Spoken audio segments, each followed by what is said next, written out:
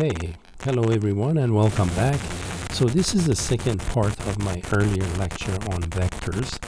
So I have a link to, at the bottom of this video in the comments, near the comments area. I'll give you the link to this lecture. We talked about basic properties of vectors. We talked about vector sum difference, the ij form of the vector, unit vector in direction of another vector, and we talked about direction angles. Now I want to look at some examples. Okay, so let's begin with an example. In the previous lecture, I talked about position vectors. So let's say I want to find a position vector here. Find a position vector V. Okay, and suppose the coordinates of that vector are given by 3, 2, and Q, that's the initial point, and the terminal point, let's say Q is 5, 6. So this is the initial, and let this be the terminal point. So if I actually plot this on the coordinate system, then we don't have to, but if we do, well, 3, 2, let's say this is 3, 2. That's where the starting is, and the ending is at 5, 6. So something like this.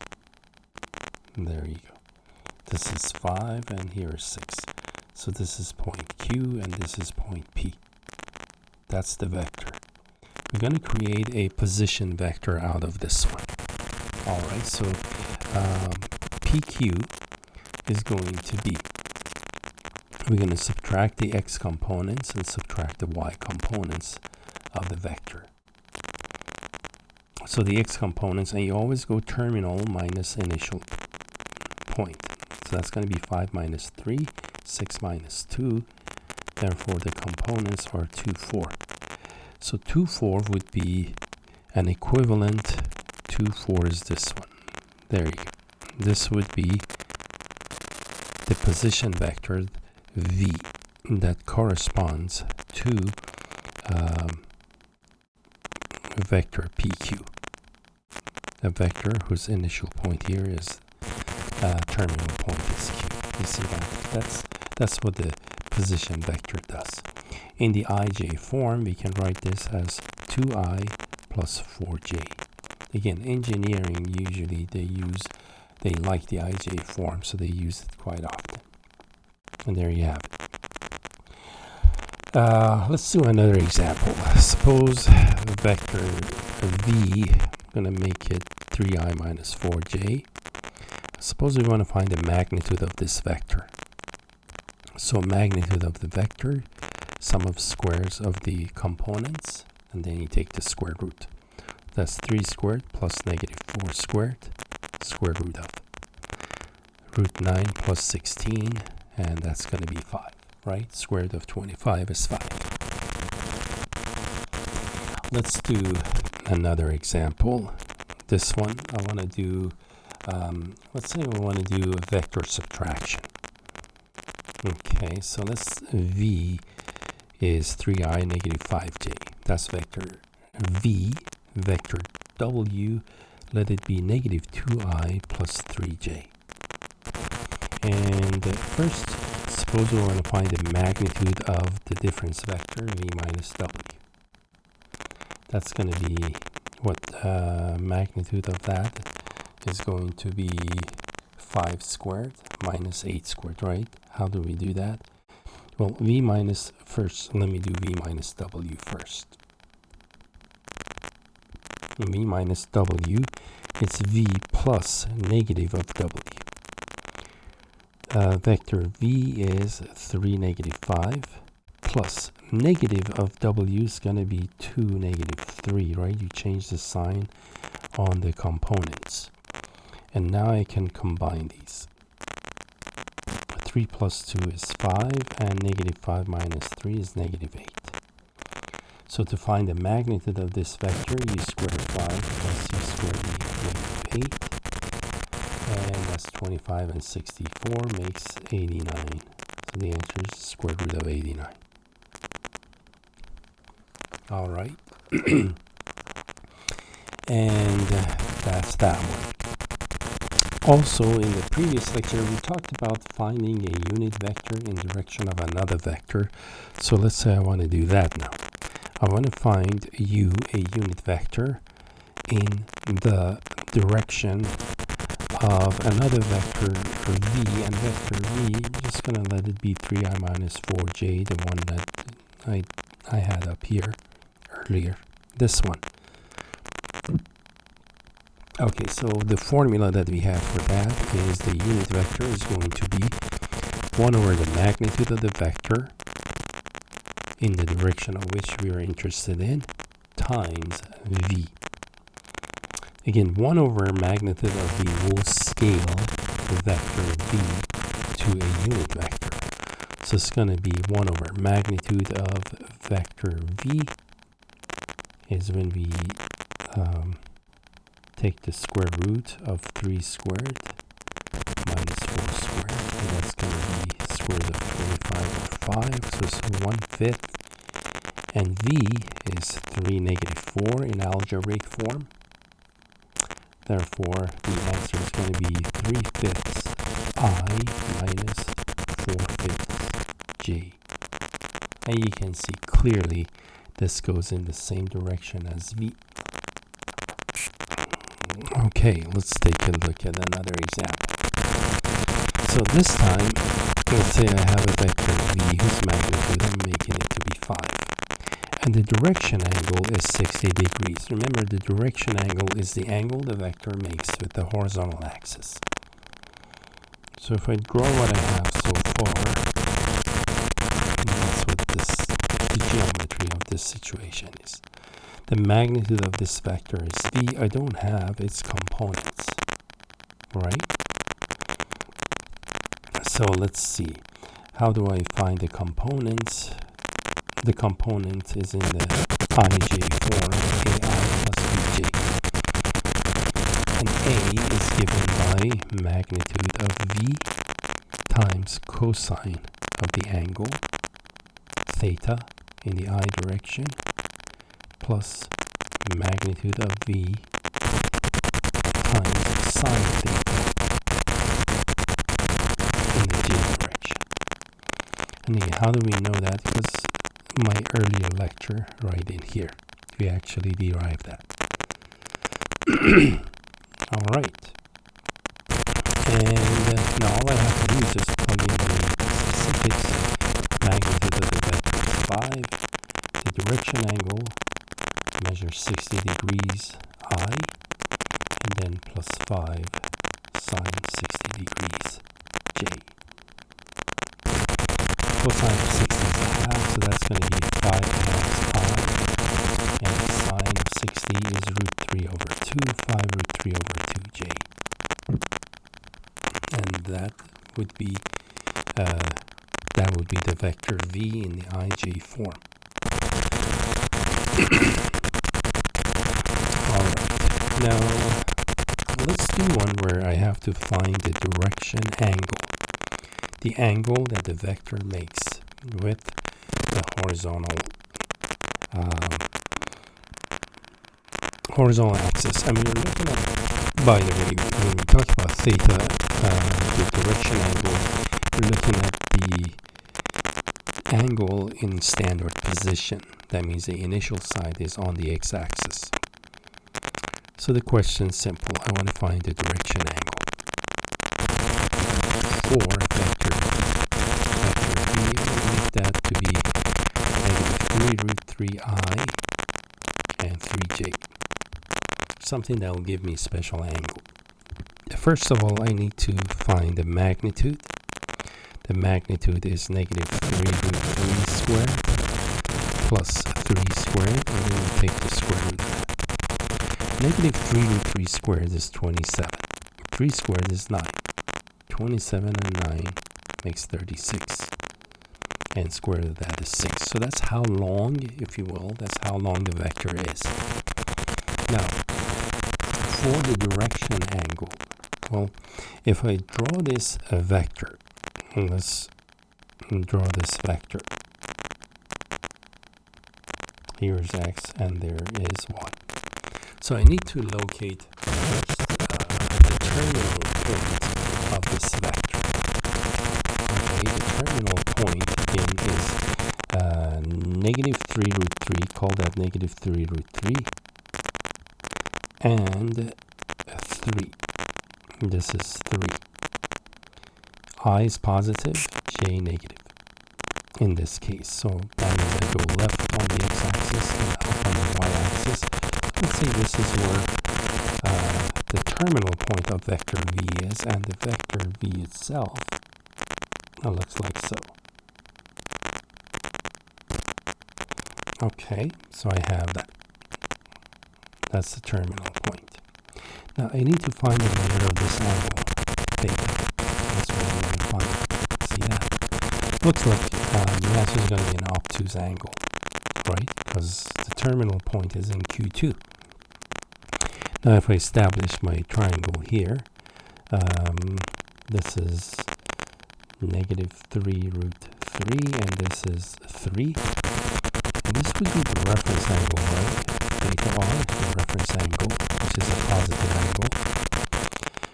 So from this triangle, I can say tangent of theta, although I have the magnitude of 6. So you can really go any of the trig functions. Let me go something that will be easier. Let me actually go sine of theta reference. Sine is a ratio of opposite to hypotenuse, so it's 1/2. That means the reference angle, theta reference angle, is going to be 30 degrees, right? Or pi over 6. That's what that is, pi over 6. That means the measure of angle theta is 180 minus 30, or 150 degrees.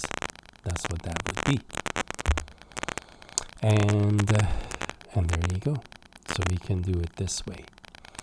Or you can also, another way you can do it is this way. For example, I can go magnitude of v sine theta.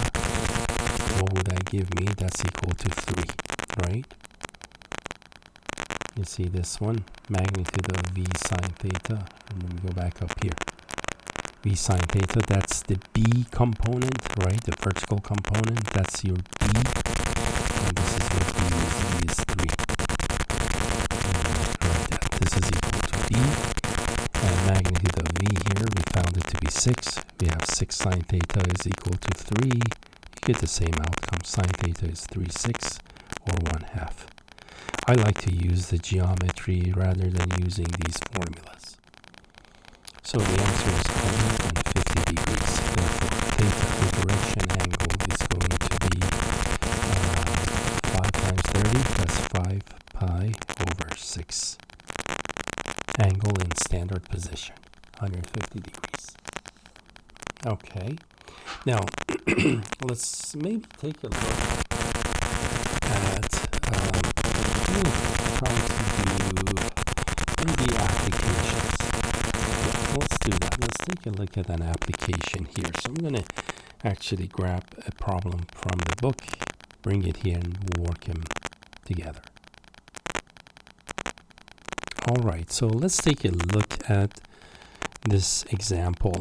In this example, the statement of the problem is, at the country fair truck pull, 2 pickup trucks are attached to the back end of a monster truck as illustrated in the figure. This would be the monster truck. Okay. One of the pickups pulls with a force of 2,000 pounds, that's the first one on top, and the other pulls with a force of 3,000 pounds. That's the second one. There is an angle of 45 degrees between them. With how much force must the monster truck pull in order to remain unmoved? In other words, to remain unmoved means everything is in the condition of a static equilibrium. Okay? The whole system. That means nobody's moving. It's just the forces kind of offset one another. Now remember, the force from monster truck, you can think of that as a force vector pointing in that direction, right? Trying to offset these force vectors, one from this truck, the other from this truck.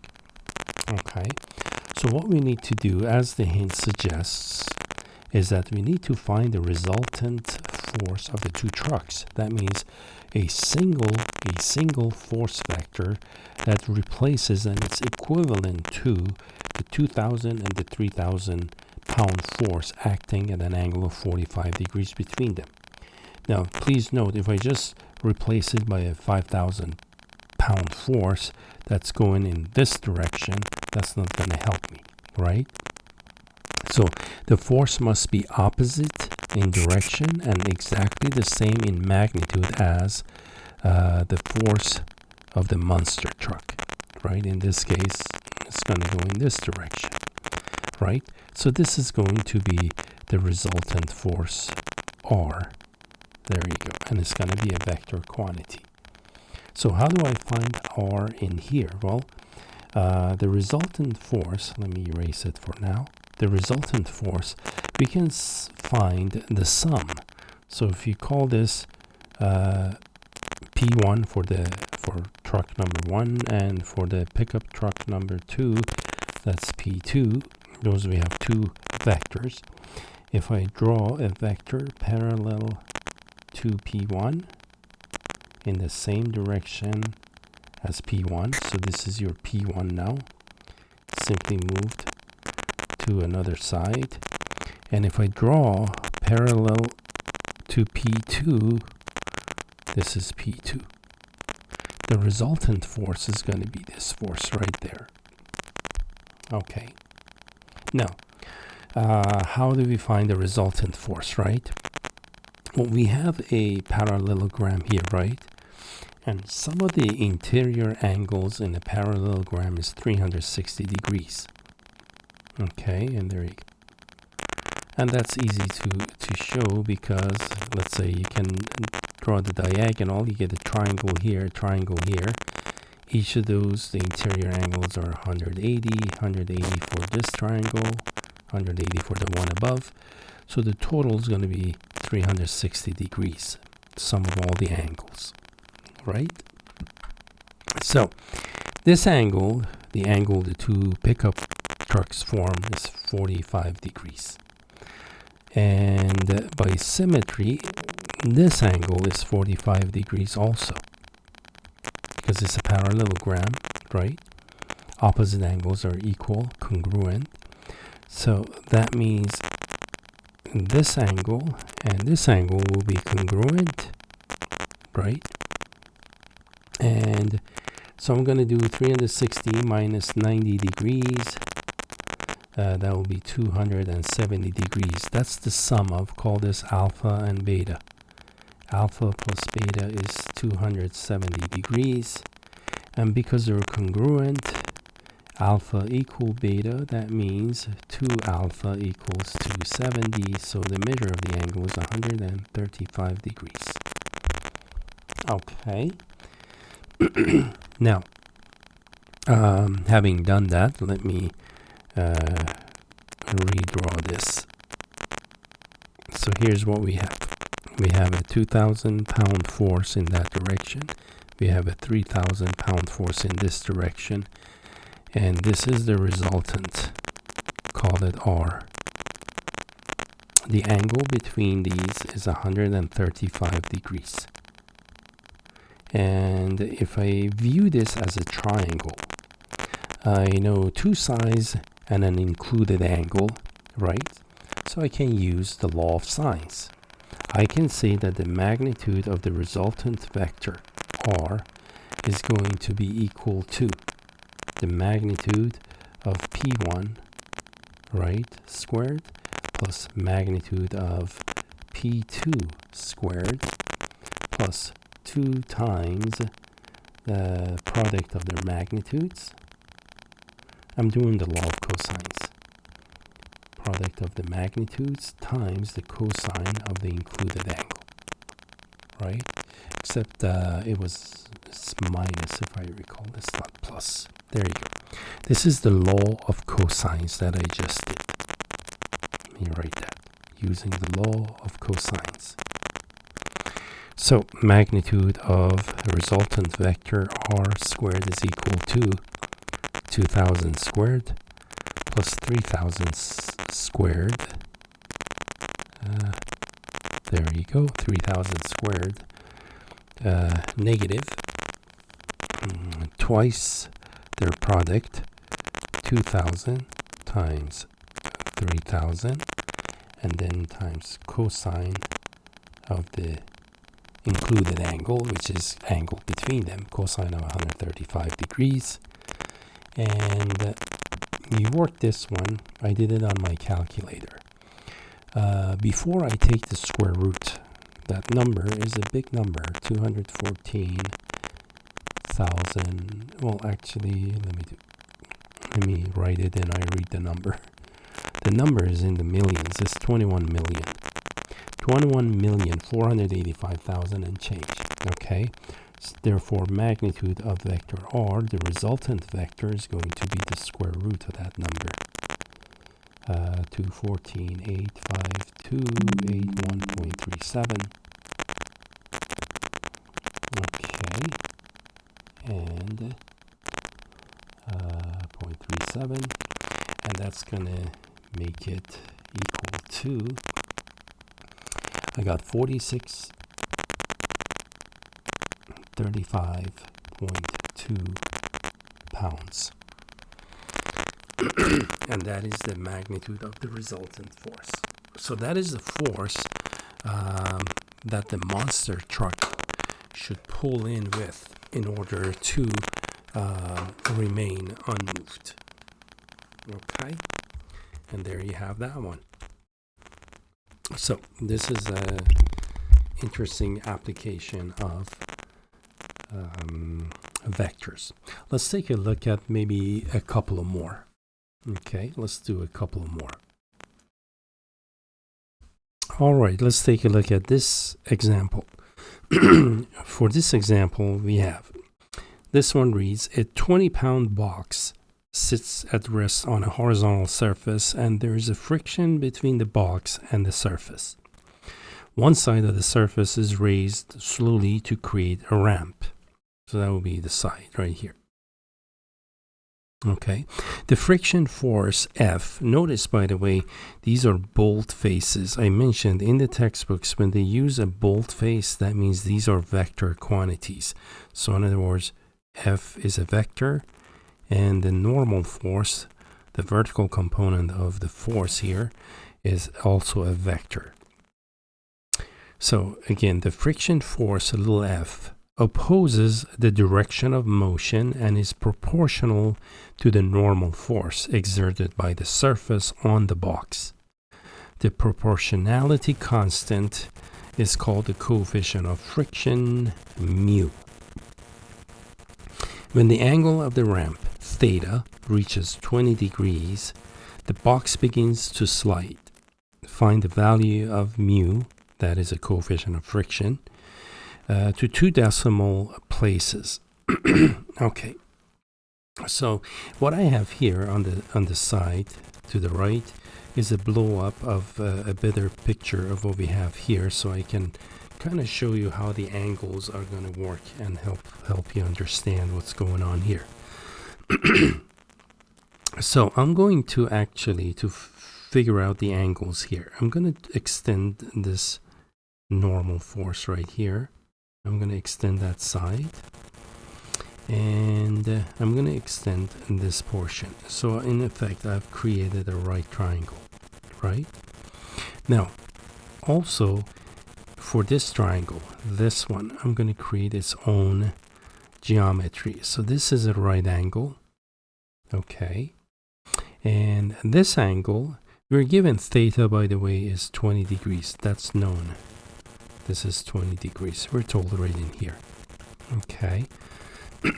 Therefore, in this right triangle,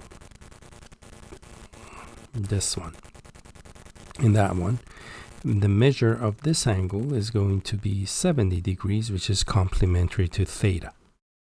Okay. Now look at the green triangle that I have. In this green triangle, this is perpendicular. This is a right angle. This measure is 70 degrees, so the measure of this angle is going to be 20 degrees.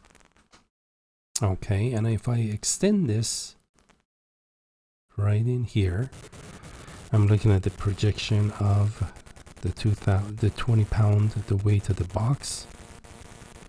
The angle between the horizontal projection and the 20 pound force is 70 degrees because these are perpendicular, right? Because the blue vector and the green are perpendicular. Now, let's see. Let me extend the blue in this direction. So I've created, in effect, the horizontal vertical components of the weight. And I have the relevant angles that I need. So we should be able to do the problem now once the angles are all formulated. Now, because the box is not sliding, right? Because the angle of the ramp is 20, so it hasn't started to slide yet. And what's keeping it from sliding is the friction force, right? Now, we were told in the beginning the friction force is proportional to the normal force. Well, this goes back to your algebra days. When two things are proportional means we can write them in such, because friction is proportional to normal force. So that means F can be written as a constant multiple, which is mu, the coefficient of friction, times Fn. Okay, and this is just by the interpretation of what proportional means. Okay, the friction force is proportional to the normal force. So this is what that means. Without mu, we can write it in this form. This means proportional, and this funny looking symbol is the proportionality symbol. Okay, that's not alpha, that's just, in this case, it's just like something like this. There you go. It looks like that. All right, but we're going to work with this form. So in other words, I need to find little f and I need to find capital F. Okay, now because little f, capital F are vectors, right? So I'm going to write this as magnitude of this vector is equal to mu magnitude of that vector.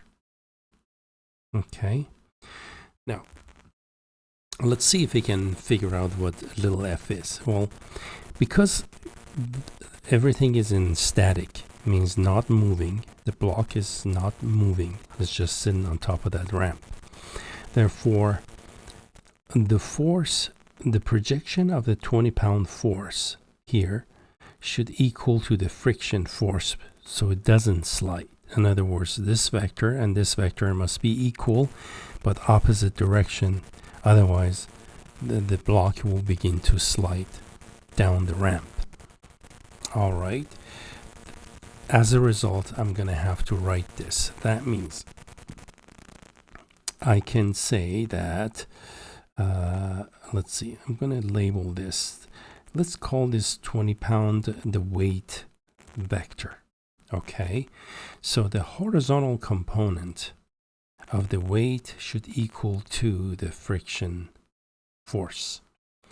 Actually, the magnitude of those, because the two vectors, if they're equal, then that means they go in the same direction, but they're going in the opposite direction. Okay, so the magnitude of the horizontal component of the weight should equal to the magnitude of the friction force, F. And how do I find the horizontal component of the weight? Well, I have a triangle in here, right? In this triangle that looks like so. This. We're given this is the magnitude of the horizontal component of the weight, and this is 20 pounds. This angle is 70 degrees, so I can actually use cosine, right? I can say that cosine of 70 degrees is equal to the magnitude, the horizontal component of the weight, divided by 20. So from this, the magnitude of the horizontal component is equal to 20 cosine 70. And when you multiply this, you get 6.84 pounds. Okay, that's what that is. 6.84. That's 6.84 pounds. And that's going to be exactly the same as the magnitude of the friction force, except going in the opposite direction. Good. Now we need to find the magnitude of the normal force. Well, the normal force, again, because of this condition of static equilibrium, the magnitude of the normal force should equal to the magnitude of the vertical component of the force. All right, and I can do that as following. The magnitude of F normal component is going to equal to the magnitude of the vertical component of the weight. And how do we find the vertical component of the weight? Well, for this one, let's use this triangle. Okay, if I use that triangle, I can say that, let's see, cosine of 20 degrees is the side adjacent. Adjacent is magnitude of the vertical component of the weight divided by the hypotenuse is 20. Okay, and now we can do this. From this, we get the magnitude of the vertical component of the weight is 20 times cosine 20 degrees, and that will give me 18.79 pounds. Okay, so we got those magnitudes. Now let's do this. Sorry. Okay. This is what we just found. This vector W vertical has a magnitude of about 19 pounds, 18.8 pounds. Okay. What's the last thing we need? We need to go to our formula here, this one, and solve for mu. Okay, so I'm just going to write, I'm going to repeat the formula. Magnitude of the F equal mu, magnitude of the normal vector, right?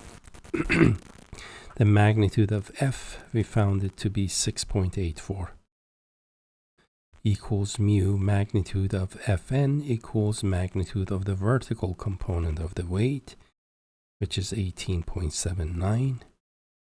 Divide both sides by 18.79, and so this would be 6.84 divided by 18.79. And the result's going to be about 0.364. And that will be the coefficient of the friction.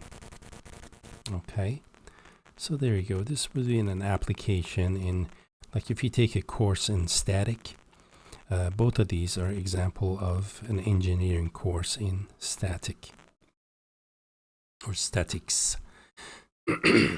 All right, let's do one last example here, one last problem. Again, we're going to look at the condition of a static equilibrium. So I'm going to bring in the problem and then we'll do this last example together. All right, let's take a look at this last example. A weight of 1,000 pounds is suspended from two cables as shown in the figure. What are the tensions in the two cables? Okay, the tension in the two cables. So I'm going to show the tension as force with the vectors pointing in this direction.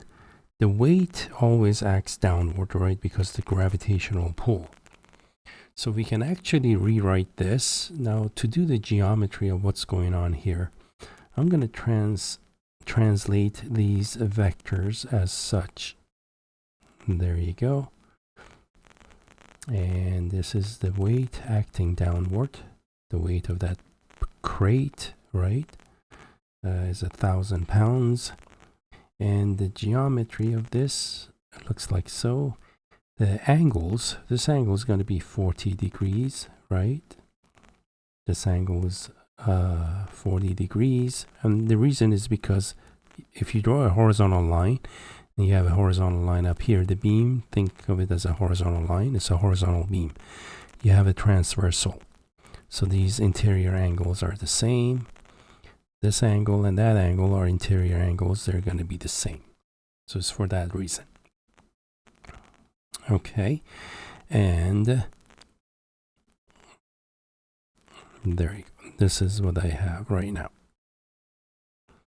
So the measure of angle is 40 degrees here, and it is 25 degrees here. Now, because of the condition of static equilibrium, that means in order for this crate not to be moving on either side, then the sum of the forces in both x and y direction must be 0. Okay, so let me write that. The sum of, that means sigma, of forces in the x direction must be 0. Well, the forces that act in a horizontal direction are simply the component of this tension in the right side, call it TR. This is tension on the left side. So it's going to be the horizontal component of TR. Okay, and then the horizontal component of TR, TRH, horizontal. If I use the cosine of 40 degrees, that would be the TRH adjacent to hypotenuse. So the TRH, the horizontal component of tension on the right cable, is the tension in the right cable times cosine 40 degrees. Okay, and the left component, I can do similarly with something similar to that with the left component, right? So what I have here is now the TLH, the horizontal component of the left cable, tension in the left cable. So if I form now cosine of 25 degrees, that's the adjacent side is TLH divided by TL. Again, LH means tension in the left cable in a horizontal direction. So tension in the left cable in a horizontal direction is tension in the left times cosine 25 degrees. Good. So I have these two equations so far. Now, sum of the forces in the x direction. Well, the only two forces acting in the x direction are the left and the right component, right, of those tensions. So that's what I'm going to write down now. I'm going to say that TR cosine 40 degrees has minus, well, let me say this should be equal to T left in a horizontal direction, which is just TL. This is what I'm looking at. Cosine 25 degrees. All right. So those have to be equal to. Now from this, I can move TL to the left side. So TR cosine 40 negative TL cosine 25 degrees equals 0. So I have one equation. That's for sum of the forces in the x direction. Now let's take a look at some of the forces in the y direction. Well, those have to be 0 also. And how do we break that up? Well, some of the forces in the vertical direction, one is going to be due to the tension, the horizontal projection of tension on the right cable, and the horizontal projection of the cable, the left cable in the y direction, vertical direction. Correct? So I'm going to write that. Therefore, sum of the forces in the y direction is 0. So that means now the vertical component, TRV, the vertical component, this time if I form, let's say sine of 40 degrees is equal to, I'm looking at this triangle, see, that's the vertical component. So it's going to be T on the right side, the vertical component, it's opposite over the hypotenuse. Hypotenuse is tension in the right cable. So TRV, if you cross multiply, TRV is TR, tension in the right cable, sine 40 degrees. For the left one, TL, the left tension in the left cable in the vertical direction, likewise is going to be T in the left, sine 25 degrees. Okay, that's what that one's going to be. That's this one. Sine is the ratio of opposite to hypotenuse. All right. Now, these two are both pointing upwards. You see that? Upwards, upwards. The weight is acting downwards again because of the gravitational pull. So the sum of those two vertical components should equal to the weight vector. Therefore, I'm going to write TR sine 40 plus TL sine 25 is equal to, the weight was 1,000 pounds. 1,000. And this will give me the second equation. Okay, now I have two equations, two unknowns. I should be able to solve it. True? And let's do that. Now I'm going to just put the equations together. TR cosine 40 degrees, negative TL cosine 25 degrees equals 0. That's the first one. And now the last equation was TR sine 40 plus TL sine 25 is equal to 1,000. And we have two equations, two unknowns. We should be able to solve it, right? So how are we going to solve this one? Well, to solve, I'm going to multiply the top. I'm thinking these are almost opposites, right? So why don't I multiply the top by sine 25 degrees, the bottom by cosine 25 degrees, right? That will give me TL cosine 25 sine 25 and TL sine 25 cosine 25. They're opposites. They add to 0. I'm going to multiply the first equation by sine 25, multiply second equation by cosine 25. And again, in that, we'll be able to, these become opposites. They add to 0.